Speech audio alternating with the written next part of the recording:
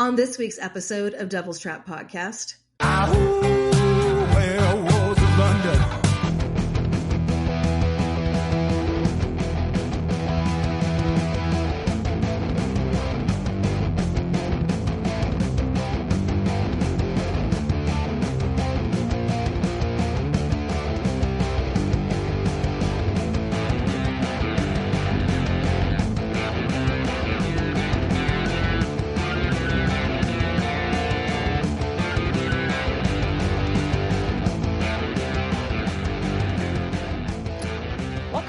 Episode of Devil's Trap Podcast. I'm Diana. And I'm Liz. And we're going to talk season 10, episode 4, Paper Moon. Paper Moon, indeed. What have you been up to? I have been full of snot, so not much. Snot. Now I'm better. Tis the season or something, right? Yeah, I don't think I gave you my sickness from where I was, but no, it's things are going around and then they're just not going away and everything is fine. Yeah. But yeah, so no, that's been about it here. Yeah. How about you? Oh, we finally got a little bit of snow today, so we didn't quite have a snow apocalypse, No. But it was just like an inch of snow, so I got to see deer frolic in snow, which is always fun. And I didn't have to drive anywhere, so that was also okay.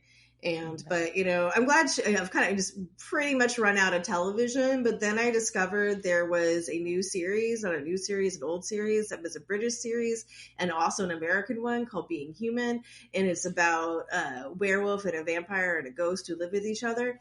And so, yeah, it is really good and funny. And I don't know how I never watched it. And I found it when I was doing research for Laura this week. And I was like, oh, I didn't know about this episode or this show. And then I found out there was a British version and an American version. So now I have a new vampire show to watch. Yay. New vampire shows. Yay. Yeah. So I have a BritBox trial for the first one for the British version. So I have to finish all 5 seasons in 7 days or I'm going to have to pay. Pressure is on. It's on. I mean, I can do that day probably if I really want to. But... Oh yeah, so that's what's going on. It's January, so things are kind of slow. Television's picking back up, but nothing new in Supernatural land. Well, kind of Creation started posting panels from past cons, so they just posted Jared and Jensen's panel from Nashville from 2024 from November. So it was right. It was the last one they did, last con from last year, and so their little spiel with each other is always fun to watch. I was watching it before we started recording, so that's on YouTube, and they said they're going to start posting a whole bunch of more stuff there. Okay, cool. Building out the YouTube, adding the content. Adding content. Everybody, it's all about the content. Let's So just say, pressure. fuck you, find me when you find me, and we'll chug along. Yeah. Yeah. So on that note, let's talk about Paper Moon. So a paper moon, according to the Supernatural Wiki, is a term for a spherical paper lantern that can be used to provide artificial moonlight in film productions. Which I guess I knew that term, but I don't think I really had thought about it. So yeah, I always thought of it more like a paper moon. I guess, is a fake moon, but right. A thing that is, it could it's falsely real. I guess everything that's fake is falsely real, but it's I don't know. I think I just always heard the term and I never really thought about it, which makes me sound dumb, but I don't mean it that way. I just mean it's a term I had heard, but I never really delved into where. Yeah, I just want to explain it. So, if you saw a movie set from afar, you would think that was a real moon, and then you got up close and you would see it was paper. So sure. That illusion of something being real but being fake. So that could be why it was called this. I don't know. So this episode 4 of season 10 first aired October 28th, 2014, and was directed by the directors whose name I cannot say, Janos Varvark.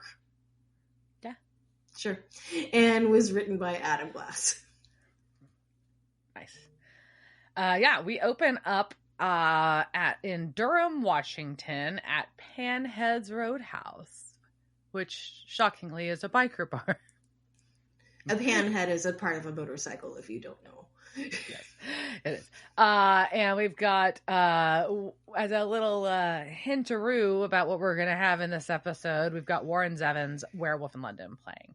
Which, is not, I pretty much had, as I was doing werewolf, spoiler alert, we're going to have some more werewolf lore, but as I was doing werewolf lore research, I had Werewolves of London gets in my head, probably 3/4 of the year that song is stuck in my head.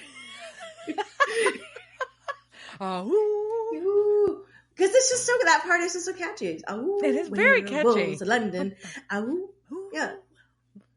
So, it's a good, what, piano rock? Isn't that what don't they have piano? I mean, it's piano, I guess, yeah. Piano rock and roll, that's a fucking thing, man. It's jamming. Yeah.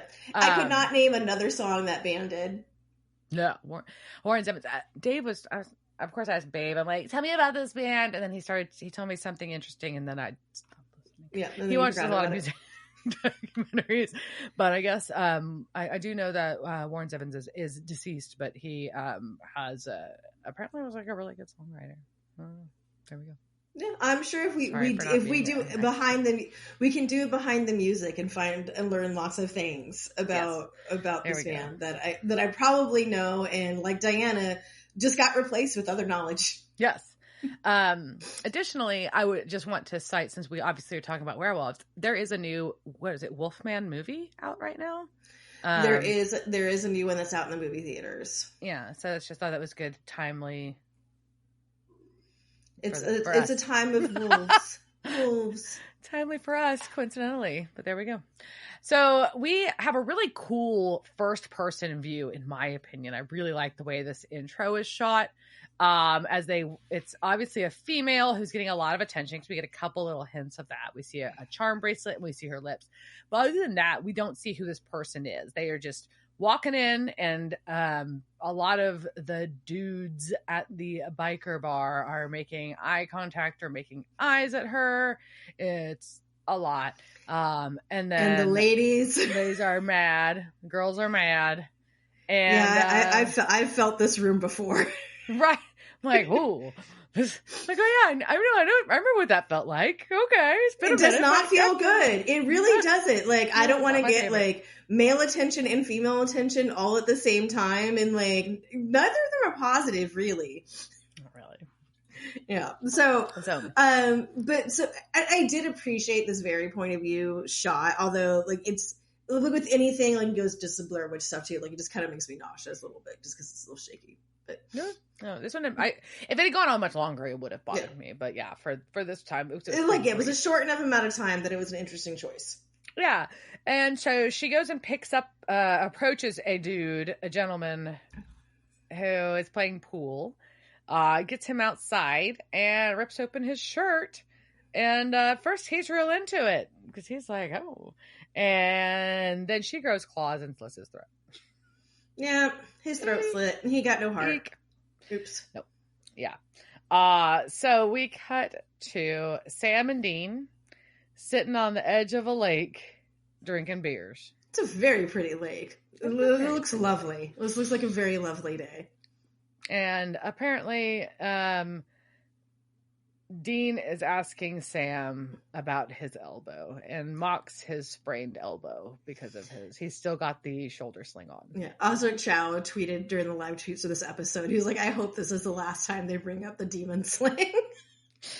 If you guys did not hear that episode, and well, I don't know what you're doing listening to our episodes out of order, but the reason Jared Padalecki's arm is in a sling is because Osric, who played Kevin, and Jared were wrestling at a convention in Italy, and Osric busted Jared's shoulder. So that is why it's in a sling. But yeah, it's been brought up every episode. It's kind of funny now. I also am deeply amused that where they are sitting next to the water is right under a posted no hunting sign. Yes. Well done. Well played. Yes. Well played. Anyways, so Sam and Dean are going to talk about how they're doing. Dean's good. They got 3 more cases of beer iced down in the trunk. That's a lot of beer iced down in the trunk. Where is everything else from trunk? Does it all fit? I don't know. Are they going to drink all that beer in one day? What is happening? Knowing them, probably. It just depends on how much whiskey they had. Oh, well, this is their wee time, is what they're calling it. Everyone should get some wee time. That's cute. I know. We need wee time. I haven't seen you in too long. Anyways, they're both like, oh, we both definitely saw this article in the paper about these animal attacks, though, because we couldn't resist but looking at those. And Dean decides to share that he not just wants, but he needs to work a case. And Sam needs to know if Dean's ready to work a case. Yeah, but Sam reluctantly agrees. Yeah. So we get to the King County Sheriff, and Sam and Dean are not thieves this time. They are game wardens.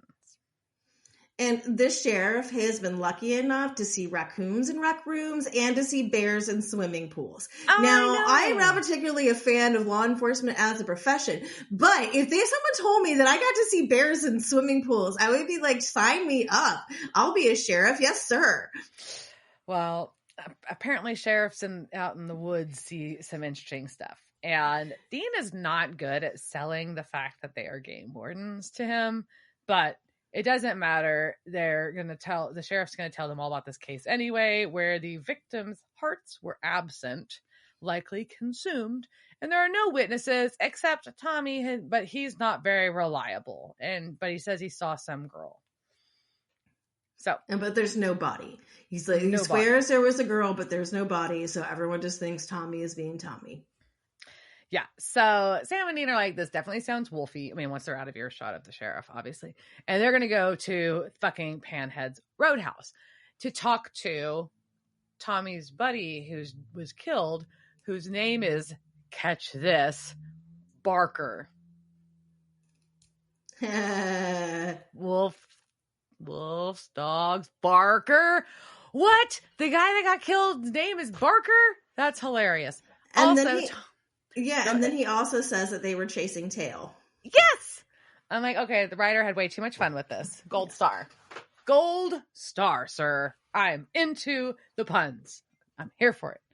So, anyways, but basically Tommy saw there was a lot of yelling, and anyways, it was, his friend was all torn up, and he starts denying that he saw a chick at all. Because they're like, they could tell he's nervous though, and so he's like, well, we're not really cops, is what Sam says, and I felt like Liz would really appreciate Tommy's response. And he says, a badge is a badge, even if you're just a game warden. But he also he has another, besides just not wanting to, knowing that you shouldn't, don't talk to cops without a lawyer. He does also has a valid point that this is a very small town and he doesn't want to be ridiculed for what he's about to say. For sure. Absolutely.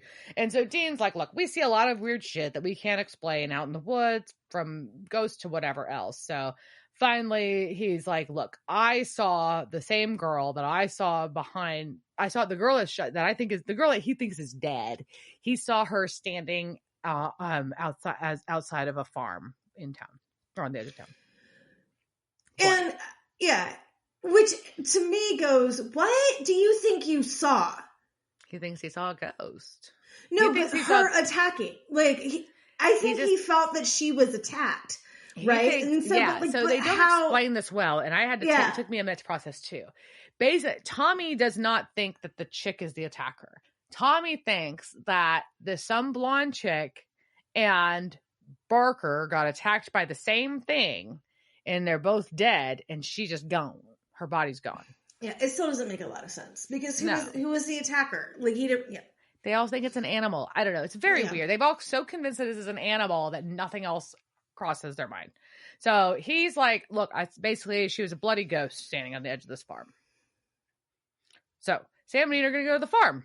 No longer in game warden uniforms now, though. So they go to this farm, and they're sneaking in, guns drawn, and they find a row of dead chickens with their hearts removed. And so I don't mean to laugh, but it actually is really funny looking. It's just like a row like a path, like a Hansel and Gretel path of dead chickens missing their hearts. Yeah, well, also weird that chicken hearts are very small. Like, why don't you just eat the whole chicken? Like, it seems like a lot of effort to go through for a tiny little heart. I don't know, maybe, but don't they only eat hearts? Isn't that a werewolf thing? I feel like they want to, like, remember, like, with Garth and his family, like, they were eating meat.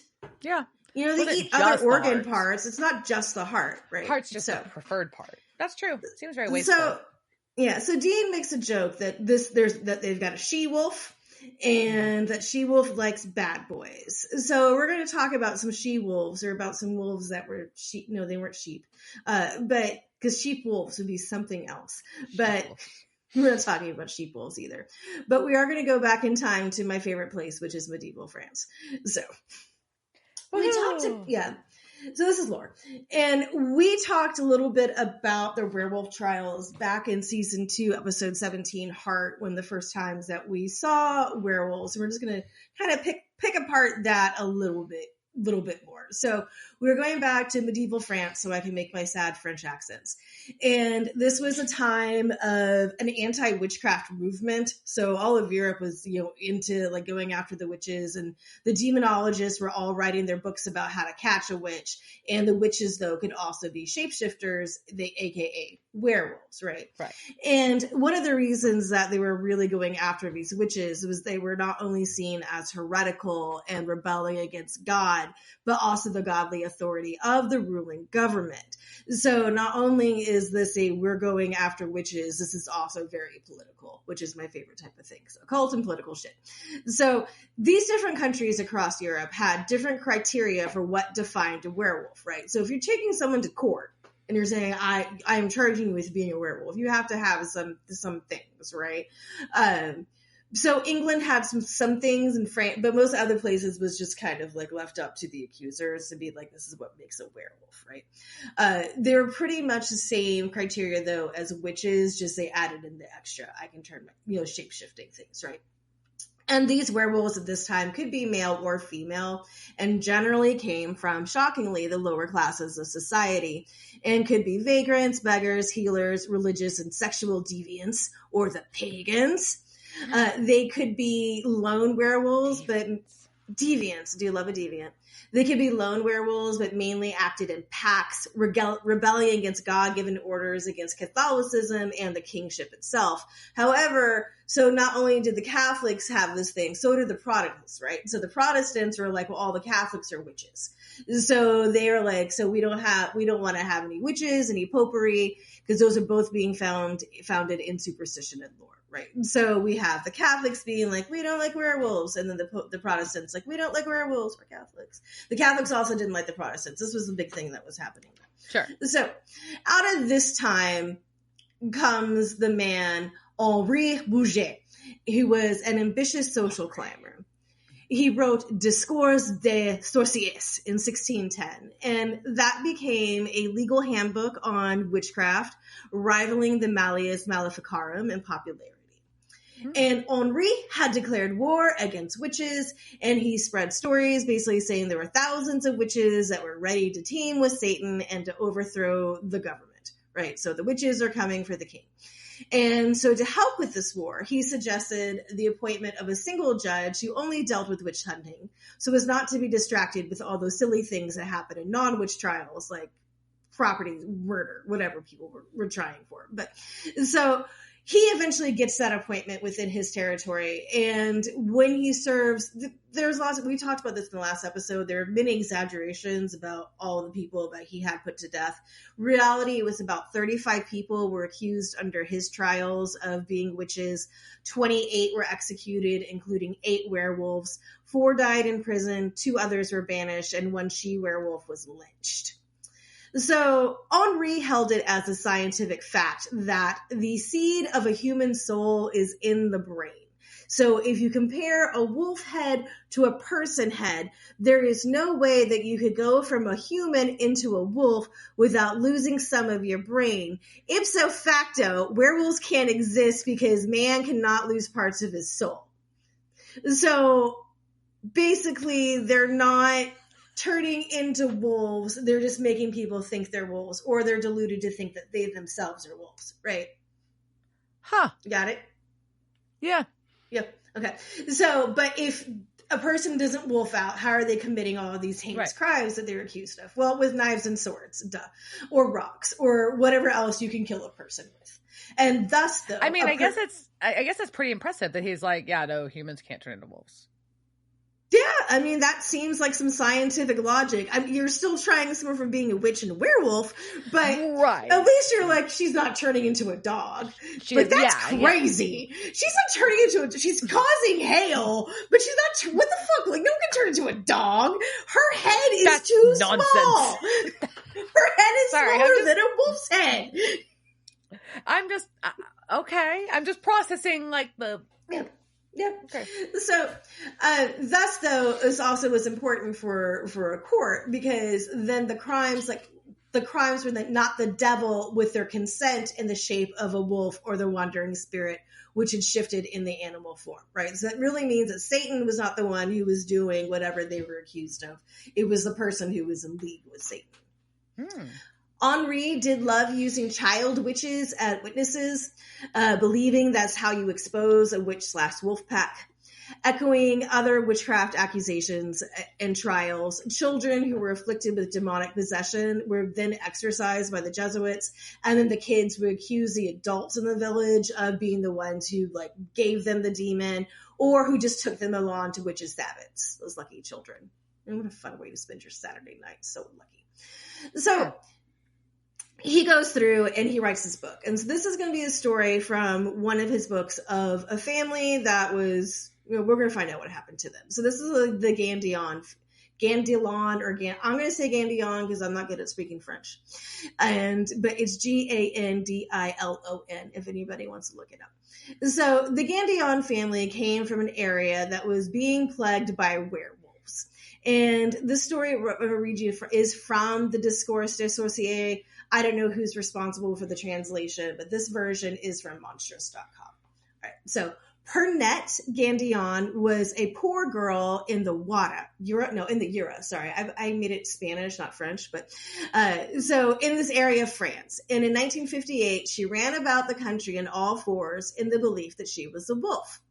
One day, as she was raging the country in a fit of lycanthropic madness, she came across two children who were plucking wild strawberries. Filled with a sudden passion for blood, I think maybe because of the strawberries, she flew at the little girl and would have brought her down had not her brother, a lad of 4 years old, defended her lustily with a knife. So his 4-year-old stabs his other little girl with a knife. And Pernette, however, wrenches the weapons from his tiny 4-year-old hand, flung him down, and gashed his throat so he died out of his wound. Then Pernette was torn to pieces by the people in their rage and horror. Directly after, Pierre, the brother of Pernette, was accused of witchcraft. He was charged with having led children to the Sabbath, having made hail, and having run about the country in the form of a wolf. The transformation was effected by means of a salve, which he had received from the devil. He had, on one occasion, assumed the form of a hare, but usually he appeared as a wolf, and his skin became covered with shaggy gray hair. He readily acknowledged that the charges brought against him were well-founded, and he allowed that he had, during the period of his transformation, fallen on and devoured both beasts and human beings. When he desired to recover his true form, he rolled himself in the dewy grass. Now, I don't know about you, but I watch a dog roll itself in dewy grass every day. So now I'm like, shit, maybe that dog is a person and he's trying to get out of this. He's trying to free himself from his transformation. His son, wait, let me make sure I heard. Did I hear a salve? A salve. A salve. An ointment. From the devil? A devil salve. Devil salve. Go ahead. So Pierre's son, George, asserted that he had also been anointed with the salve and had gone to the Sabbath in the shape of a wolf. According to his own testimony, he had fallen upon 2 goats in one of his expeditions. I don't know if he ate them or just fell on them, but Then one Maundy Thursday night, he had lain for 3 hours. I don't know. I do not know what that means. I did not look it up, but it's like saying it. Maundy Thursday. So he had lain for 3 hours in his bed in a cataleptic state, and at the end of that time had sprung out of the bed. During this period, he had been the form of a wolf to the witches' Sabbath. His sister Antoinette confessed that she had made hail, and she sold herself to the devil, who appeared to her in the shape of a black he-goat. She had been to the Sabbath on several occasions. Pierre and Georges, in prison, behaved as maniacs, running on all fours about their cells and howling dismally. Their faces, arms, and legs were frightfully scarred with the wounds they had received from dogs when they had been on their raids. I guess they were not getting along with the other dogs. Bouget accounts for the transformation not taking place by the fact of not having their necessary salves by them, right? Because they didn't have their ointment, so they could just like run around and look like a wolf, but they couldn't, turn into a wolf. Right. And all 3 of them, Pierre, Georges, and Antoinette, were hung and burned. Of course they were. Of course they were. And also, I like that in this story, that whoever interpreted this and translated it, they're like, yeah, he confessed. I'm like, he confessed after he was tortured a bunch. Like, I think you left out the part where how they got to the confession. Right. Yeah, I feel like there's some lead up there that may have not been part of the... Yeah. So again, the werewolf trials are always fascinating because there's one, whenever we get into the witchcraft, especially in medieval times, like there's always some sort of political shit that's running underneath it. Somebody's trying to take down a government. Someone's trying to replace religion, right? So that thing is always in there. Like I said, at this time in this area, there were a bunch of wolves that were running around and causing destruction. So people wanted like answers for that. So saying this family is the one that ate your sheep was the answer.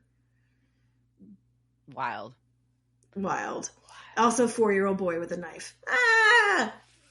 Stabby little 4-year-olds. Stabby toddlers. Unfortunately, stabby toddlers and devil salve. I can't even say it. That's where I'm. That's the new Toddlers and Tiara. Yeah.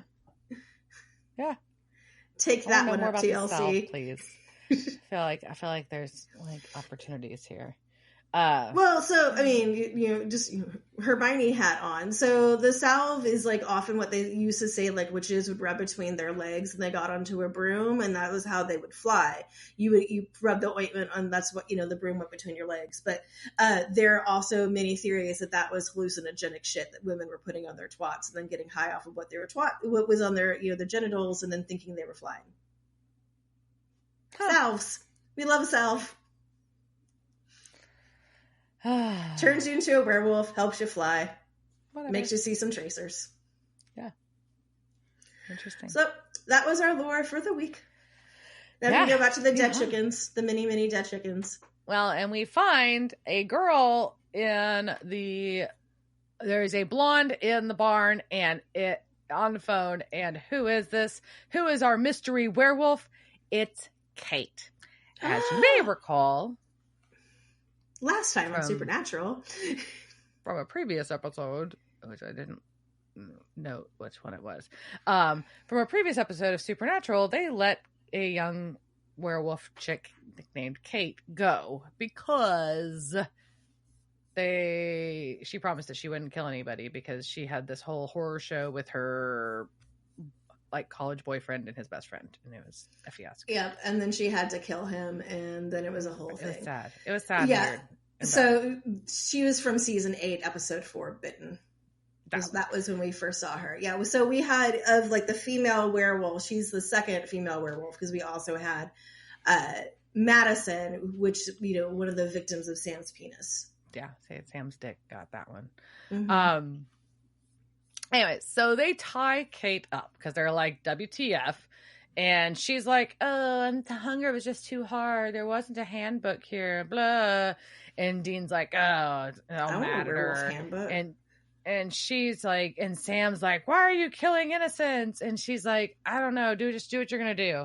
And in the midst of this, the sheriff calls. And so Sam and Dean are distracted because they're on the phone with the sheriff, and she has wolfed her hand out enough to like use her claw to cut through the ropes they've tied her up with. But essentially they figure out that there's been another wolf attack less than an hour ago. So it could not have been Kate. Yeah, but Dean was ready to shoot her. Like, he was about to just fucking kill her. It was ready to just shoot her in the fucking head. It was pretty dark. And then, so she escapes, and they're like, well, why the fuck who was she going to take the fall for? That's fucking weird. But Dean has her phone because she did not get to take that with her when she ran off. And the last call was to a motel. So now they have a place to go look for her. On the way, they're talking about how Sam's concerned that Dean's not ready. And Dean's like, well, Sam, are you ready? Because of Lester. And so we get a very emotional flashback routine again about how Sam's like,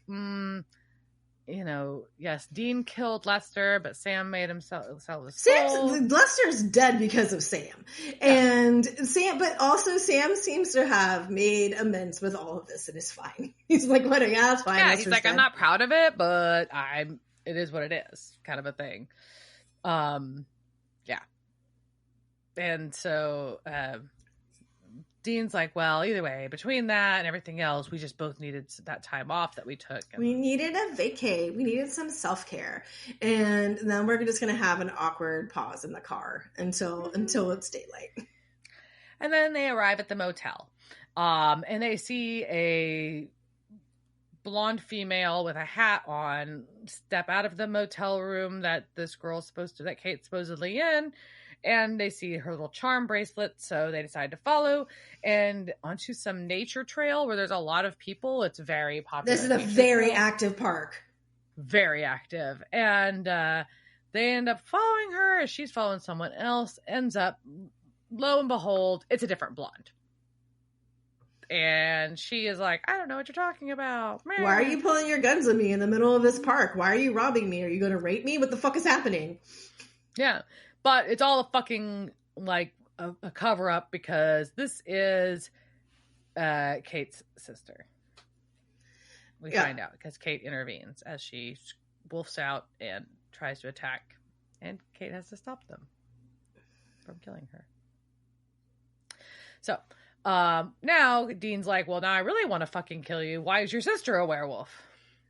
And Kate's so aggressive. Like, why do you have a gun on her as you're asking this question? Aggressive. You don't need a gun on this. And they're like in the middle of like a nature trail. There's like people out there. They're in the park. You're in the community park. This is not like the woods. This is like whatever, like Martin Luther King Park. Like, it's, like the entire town of whatever Durham, Washington is in this park. They're all there. So, and she's like, look, I know it doesn't matter. I know it doesn't look good, but I'm not really a killer here. But she won't answer when they ask if her sister's the one doing it. So they're going to go somewhere else to discuss. Yeah, but Dean's also like just like pushing her buttons, being like, you killed your boyfriend's best friend. And she's like, he was fucking evil. Like, what? You would have killed him too. Like, what the fuck? Yeah, like, what do you expect me to do? Yeah, and Sam's just like, yeah, let's get away from like this town, and let's go sit and quietly. Let's have some coffee and quietly discuss this. Or let's something. Go to a diner so I can be jealous of people in a diner. Oh, there we go. Well, she's like, look, I've got the silver blade, like ready to kill myself if I ever go bad. That's a healthy thing to just like have in your pocket. Yeah, it's also real weird that she's like worried about herself. My suicide knife. Yeah, but she's also like really worried, like if I ever go bad. But she's letting her sister kill people. Well, I don't think she really she kind of knew it was happening, but I don't think she knew it was as bad as it was. No, she definitely doesn't know as bad as it gets. But that's what it's still it's just weird to be like how would you know if you went too far? Like, could you stop? Anyways. So if you went too far, would you have the judgment? Yeah, would you know? Would you kill yourself? Yeah, that's a good question. That's a good question. So, but she says she's never hurt anybody who doesn't deserve it, and she never ever eats human hearts. No, she does a lot of meditation and yoga. And yoga. Yoga is the solution to not being a mean werewolf. There you go. But basically, lots of downward dogs. Lots of downward dogs. Maybe some up dogs. Yes. So we find out, she gives us the backstory is that Tasha is her sister and they were close. And then after she got turned and went off when Kate got turned and went off into the sunset, she kind of left her family behind. She realized she didn't want to be a danger to them. But then her sister got in an accident. Winchesters. She was like, I was protecting them from myself and from you. Yeah. And, but she found out online that her sister was in a really bad car wreck and might not make it. So she went to say goodbye. But then she realized that, like, well, instead of saying goodbye, I could just turn her into a werewolf and then she'd have to live on the run for the rest of her life and fighting this urge to murder. But at the same time, she wouldn't be dead. And I'd handle it just fine. Yeah. So she turned her. And she kind of she says something about, like, I knew she wouldn't be normal, but at least she would be alive. Like, could she have, like, what if she'd been in an accident? What if she had been so far gone that she would have, like, brain damage? Cognitive challenges. Yeah. This seems to be a question. Like, I don't know. I feel like this is something that has been asked in 8,000 vampire movies or fan fiction, at least. Yeah, I don't know. You're not so... But, I mean, they never really, like, usually if you're in, like, a coma or something, like, you usually come back okay. That's true. Usually you're coming but we just don't know, because the kind of accident, her face was very injured. But maybe her brain so you worry about a head injury. I mean, but unless, like, parts of the brain were actually missing. But that's true. How much does a brain does a werewolf need? I just don't know. And it was just a question that crossed my mind because she made the comment about wouldn't be normal. And I'm like, well, I don't know. Anyways, doesn't matter. Like you said, it's the question that comes up in all of the vampire and anything you're transforming and healing stories. So anyways, they ran away to the woods. That's after she heals her sister, tells her what's going on. And there we go. And then she thought things were going good until she found her sister eating a dude, and she was very upset about it. And put a sock in her door or something. But yeah, she just walks in and there's just like blood everywhere, and she's just going to town. Yeah. And yeah. And she's like, look, I'll I want a chance to make it right, and if not, I'll take care of it. Which is like I did Brian parallel. Yeah. But an interesting parallel here too, I think that, and this is obviously intentional by the writers as well, is the parallel of Tasha and Kate with Sam and Dean. Yeah. Right? Siblings that are close and willing to do anything for each other and going through these trials together, whatever they may be. Yeah. And not giving the others choices and a whole bunch of other Sam and Dean-ology. Weird. Yeah. So Dean's like, well, guess what? We've got big news. We have a werewolf cure. We're going to cure you both. You just need to get her. And Kate's like, yay, let's go. Instead of being like, wait, what? I don't believe you. Which is what she should have said.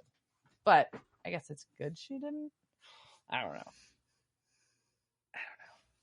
So outside, Sam's like, by the way, Dean, what the fuck are you doing? We don't have a cure. And Dean's like, no, but we kill monsters. And Sam is then for the 9,750th time, they have an argument about what makes a human versus a monster. Well, and then they've already agreed that Kate wasn't a monster, so now it's even more confusing, I'd say. But either way. And Sam's like, well, they're siblings. They're looking out for each other. They're just like us. And Dean's like, well, that's worked wonders for us. I'm like, ooh, that's harsh. But anyway, so... And Sam literally just saved Demon Dean. Like, he just... Yeah. Who was just doing as bad of things, if not worse, than what Tasha was doing. And Sam's like, you can't make our drama those girls' drama. Just can't. Let's not totally make this the same thing. And so Dean wants to know what Sam's plan is then. So Sam, Dean, and Kate, with her taking a nap, are driving. And getting shotgun. Yeah. And while she's asleep, Sam decides to tell Dean more about his escapades while Dean was a demon.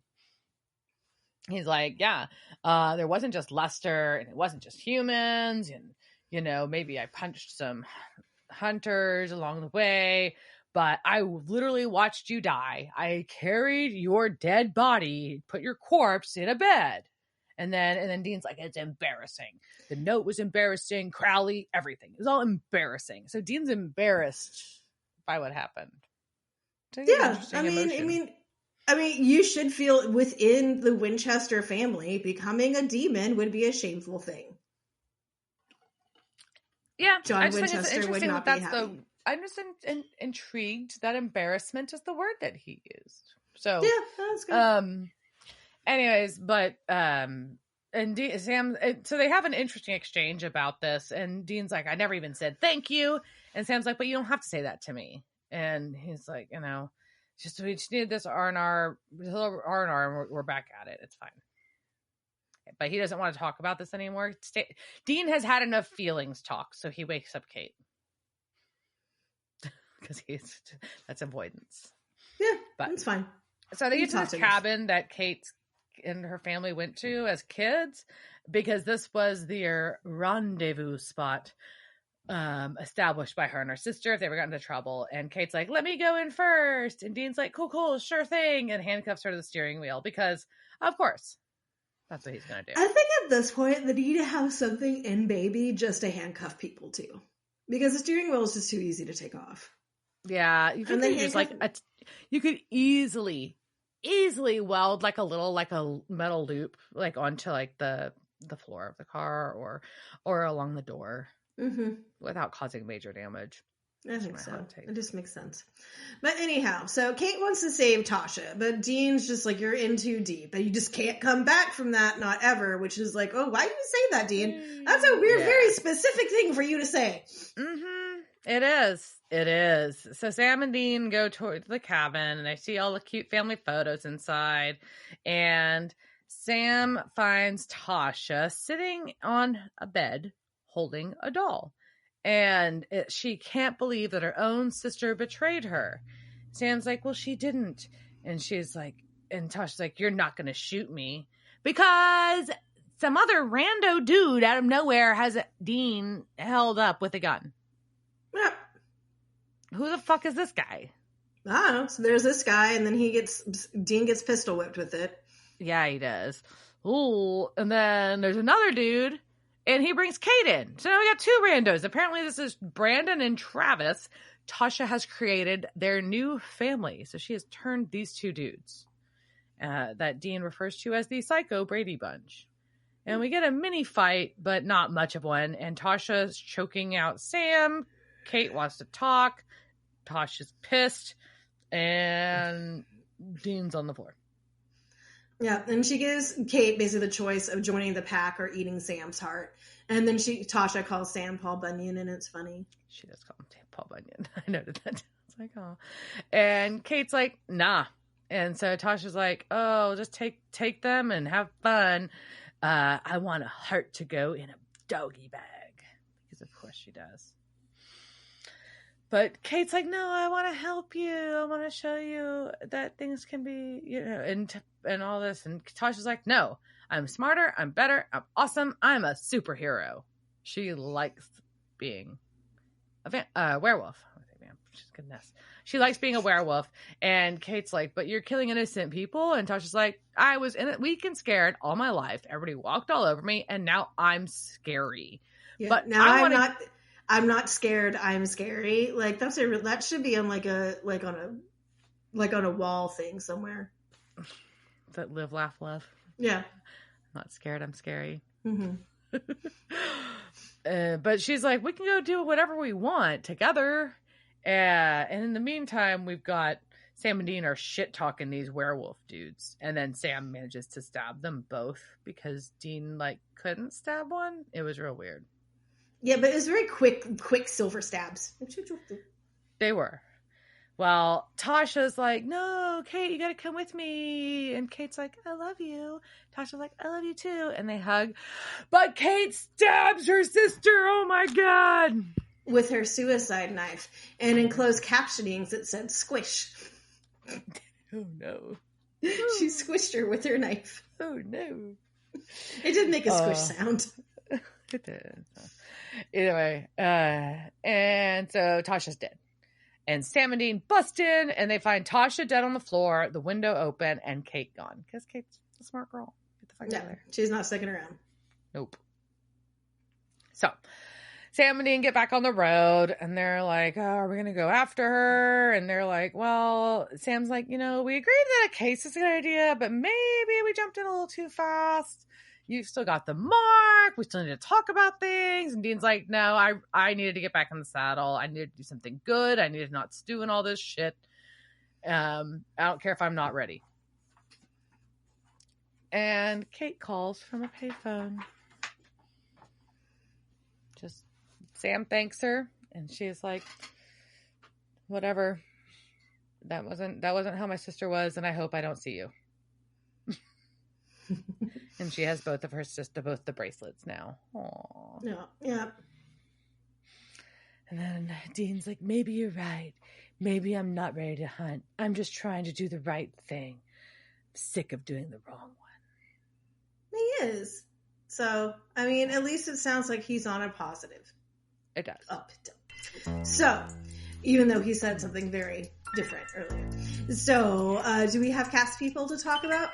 We do. So, our cast this week, obviously we talked about Kate before, so I'm not going to touch. Casting couch. It's the casting couch.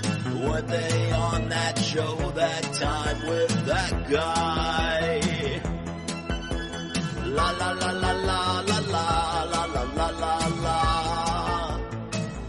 Well, I will say, okay, so I was going to say this at the end, but since you said that now, so this is from the wiki. So they said during the 200th episode, because they just finished the 200th episode around when this came out, Reg Harvey interviews with the cast and producers of Supernatural. We chatted briefly with Adam Glass, a writer of this episode, about the return of Kate.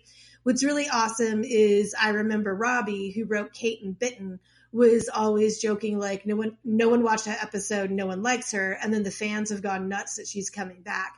It's something that I've been asking since last season, what happened to Kate. She walks off like Bill Bixby in The Incredible Hulk, and we're like, what's her story? So we have to catch up with her and see what she's been up to, and Paul just pulls us into a case. So it'll be really fun to see her again, and the actress who plays her just did an amazing job, and we're excited for that episode. Yay! That's fun. Yeah. So Tasha, her sister, was played by Emily Tennant. She's in a couple episodes. Oh, and Adam Glass named her after his sister, who's named Tasha. Oh, that's cool. She's been in episodes of shows like Once Upon a Time, Charmed, Supergirl, Riverdale. She was young Daphne in the 2004 Scooby-Doo 2. She was a young girl in iRobot. She was Krista in Sisterhood of the Traveling Pants. She was the pretty to goth girl in Juno. And in a series called Cedar Cove is a character named Cecilia. She's also does a lot of voice work. Specifically, she is the voice of Polly Pocket in the Polly Pocket cartoons, like hundreds of episodes. And then also has done some voice work with My Little Pony cartoons. And she's been in quite a few Hallmark Christmas movies. So, Barker, just because I think I was amused by this. Barker is played by Christoph Lundgren. He's been episodes of The Flash and Continuum.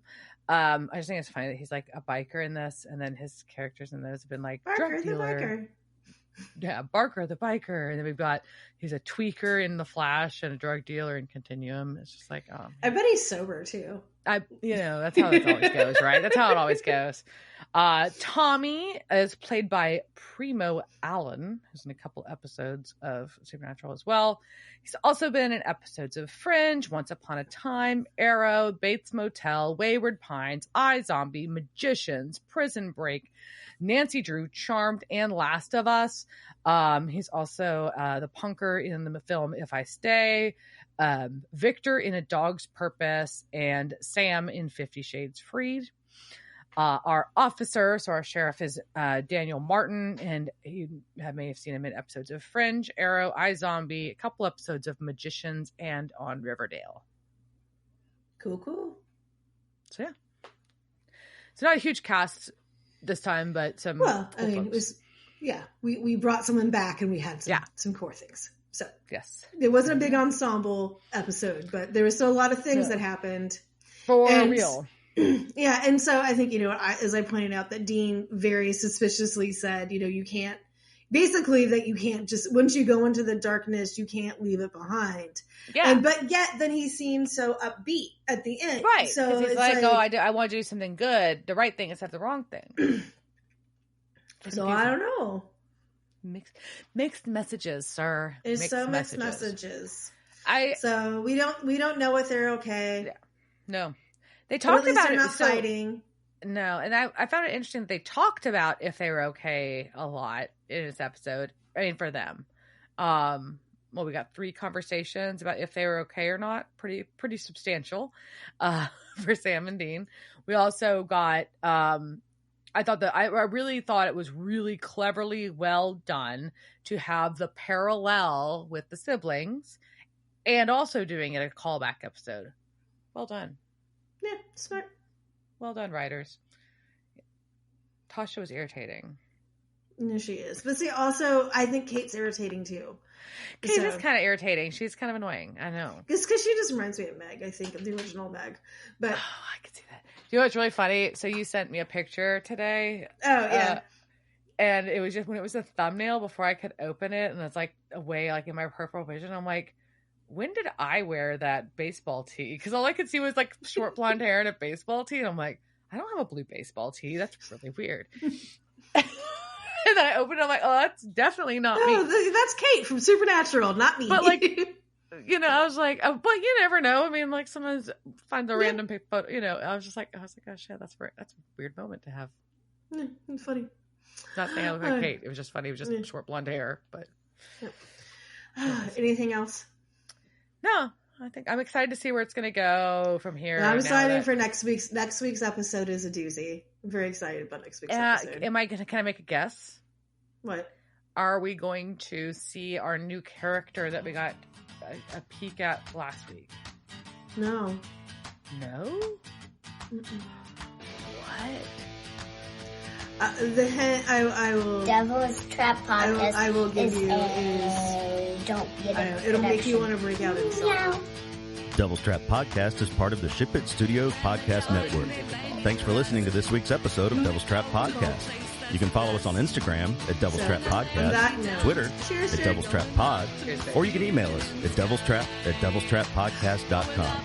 Don't forget to subscribe, leave reviews, and share with all your friends. We're at all your favorite podcast outlets and at devilstrappodcast.com. I'm Babe. Thanks for tuning in, and we'll see you next time.